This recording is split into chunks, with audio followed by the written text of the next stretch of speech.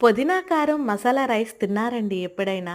మన హోమ్ స్టైల్‌లో మనం మధు కిచెన్‌లో ఎంత టేస్ట్‌గా ఉంటాదంటే, ఒక ముద్దకి ఇంకొక ముద్ద తినొచ్చు అన్నట్టుగా ఉంటాది.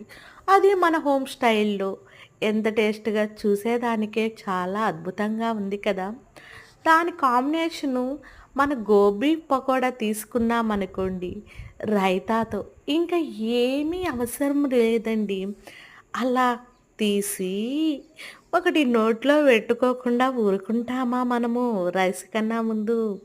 ఆ రైస్‌తో ఈ గోబీని మనం అలా తీసి ఇలా నోట్లో పెట్టుకుంటే భూలోకంలోనే స్వర్గం చూడొచ్చు కదా! ఏమంటారు?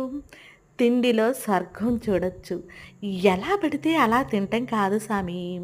మన హోమ్ స్టైల్‌లో మన ఇంట్లో వాళ్ళకి నచ్చినట్టుగా కొందరు వెజిటేరియన్ పర్సన్స్ ఉంటారు. కొందరు నాన్ వెజిటేరియన్ పర్సన్స్ ఉంటారు.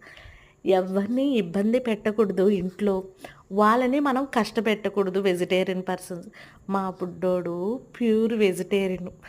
అందుకోసమే ఆయన కోసంగా కంపల్సరీగా నాన్ వెజ్ చేసినా, వెజ్